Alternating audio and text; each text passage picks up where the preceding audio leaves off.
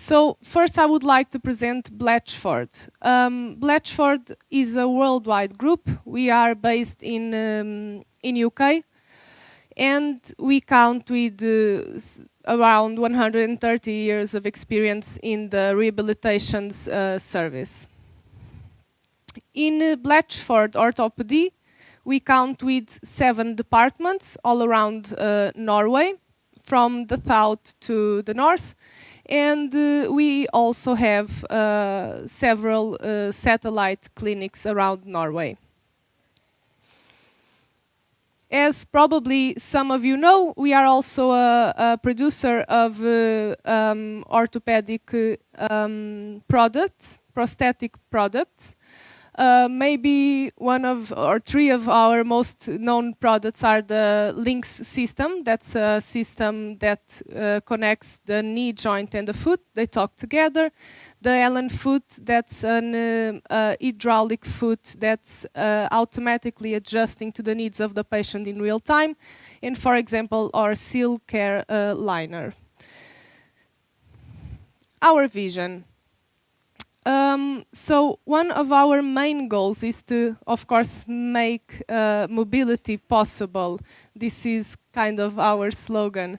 And what we wish to really is to combine our experience with the patient's needs and the patient inspill that they give us to find the best solution possible.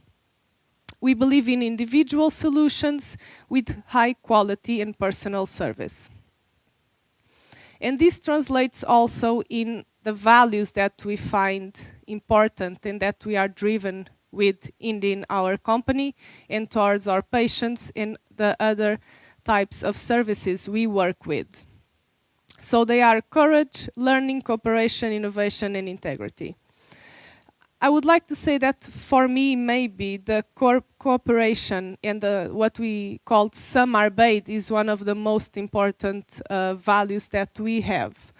Because if we consider that the patient or the user is in the center, we have maybe 10 identities around this patient. We have the family, we have the doctor, the physiotherapist, the ergo, sometimes nurses, psychologists, orthopedic engineer.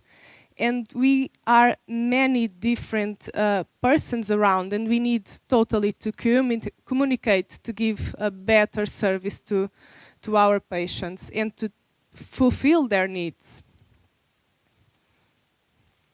So what do we do?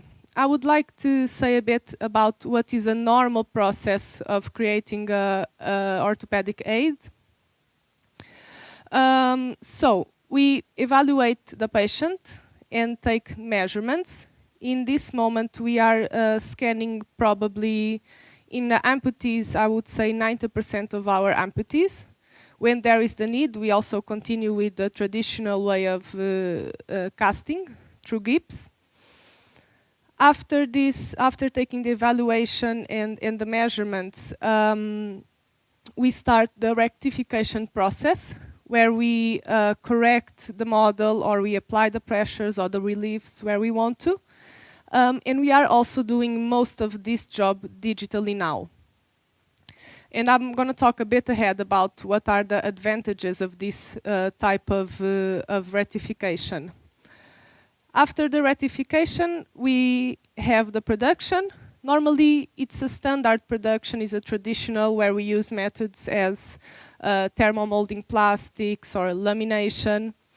And a bit ahead, I will also talk about 3D printing and how we change the line of production of a product through 3D printing. Fitting of the patient and adjustment. And finally, the finishing and delivery. Okay, upper limb. When we talk about upper limb, the upper limb is a very, very complex structure. So it's what connects us to our surroundings, and we have many, many functions in the upper limb. So we have the manipulation, where we have a lot of types of different grips, and we use them in our daily life without almost even realizing what we are doing. Sensation, even if it's a protective feeling of sensation to understand where something is hot, when something is cold. Protection, if you think about, for example, a 1.5-year-old, if this kid that just started walking very recently falls, the first reaction will be to put his hands forward to protect him from this fall. We don't teach this to kids. This is automatic, is a reflex, a protective reflex of the upper limb.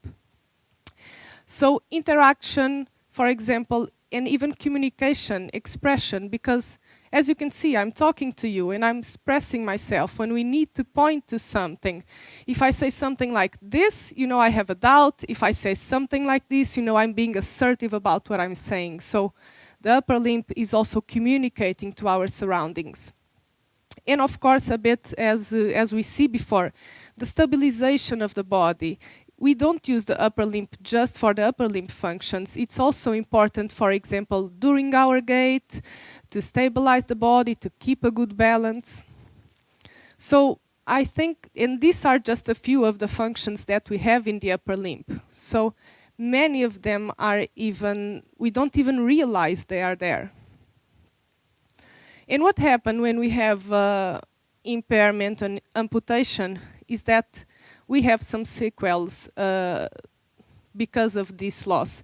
And because of there are so many functions, so many movements, so many things that we can get for the upper limb, the sequels are also big. We have a big impairment when something occurred to the upper limb.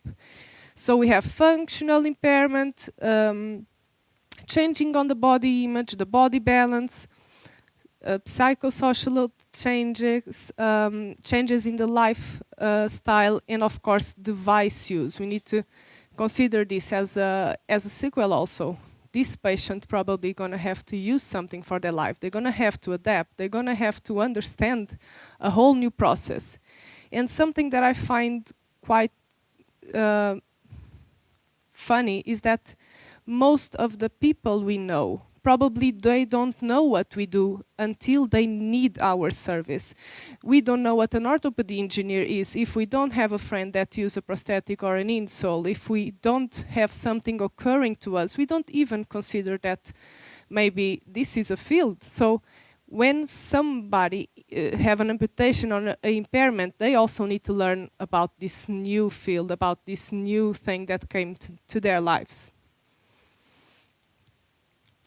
So the complexity of motions performed by the upper limb and their importance in self-presentation represents significant challenges for the rehabilitation, both for the orthopedy engineer and the patient. I'm going to start talking a bit about the amputation. So in the upper limb, we have several levels of amputation, and inside these levels they can have different heights. Of course, the higher the amputation, the more challenging it will be to restore the movement or the function. So the causes of these amputations, most of the upper limb amputations are traumatic. We also have a lot of congenital, people that are born like this, neoplasia or vascular, and the prevalence is around the 20 to 40-year-old male fingers amputations. And if we think about this, you consider that these are the time of our lives where possibly we are the most active on. Males have a role of being more handy in certain functions. They have jobs that work more with certain type of tools that can cause these injuries. And this is very representative of that. That's why most of them are traumatic, males, fingers, between their 20s and 40s. The prosthetic fitting. 1 in every 5 upper limb user will reject or abandon their devices.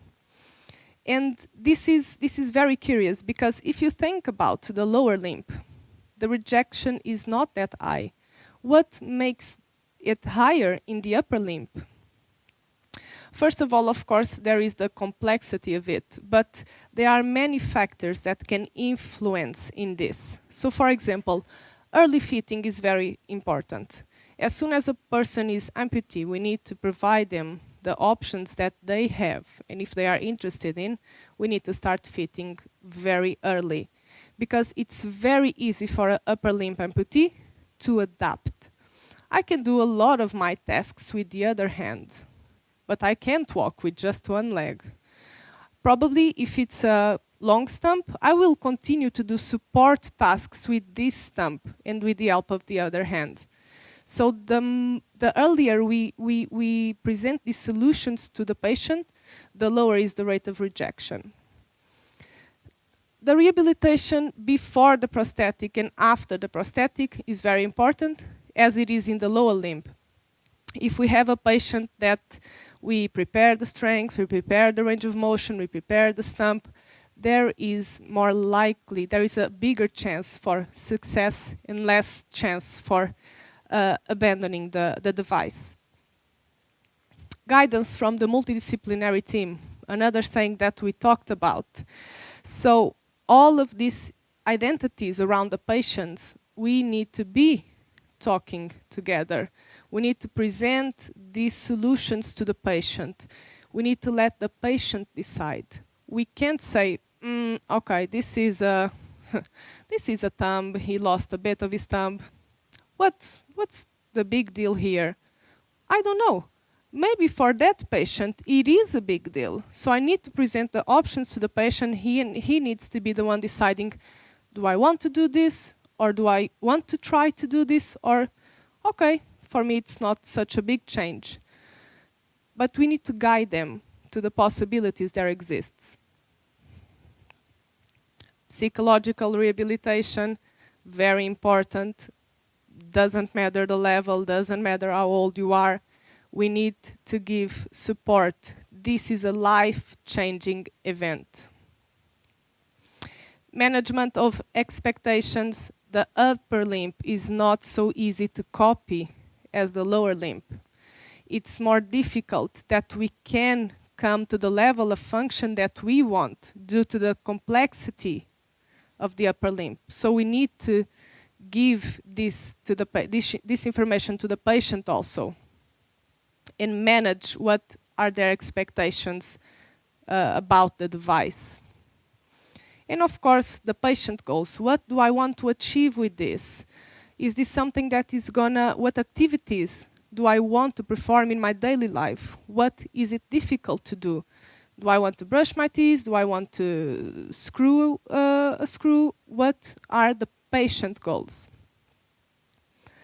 The prosthetic choice. So, as you can see here, the higher we go in function when we are talking about upper limb prosthetics, normally the lower we go in aesthetic. And this is due to the fact that, for example, you're going to see a bit in a few minutes, for example, a myoelectric hand, they are a bit bulkier due to all the components that are inside. So it's more functional, but it will be less aesthetic. So we have passive prosthetics. They are lightweight. They are meant to restore the aesthetic or cosmetic function in the upper limb.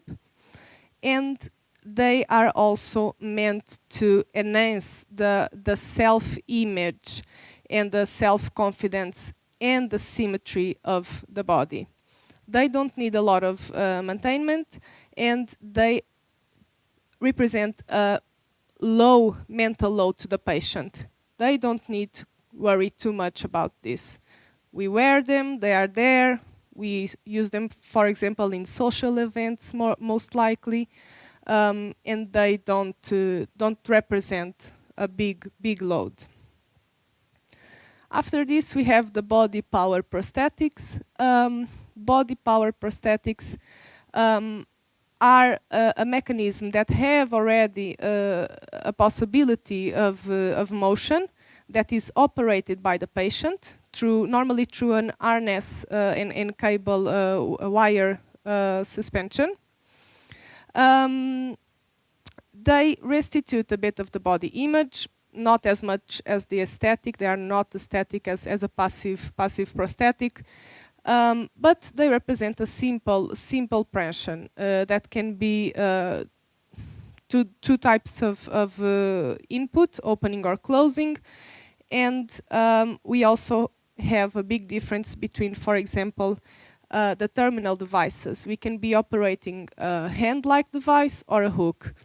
Normally, the hand device, it's a bit more static, but it's a bit heavier, doesn't take so much load, and in the other hand, the hook is more prepared for certain types of tasks, is lightweighted. We can have different grips around the hook, so it presents a few more options, but on the other hand, is not so aesthetic.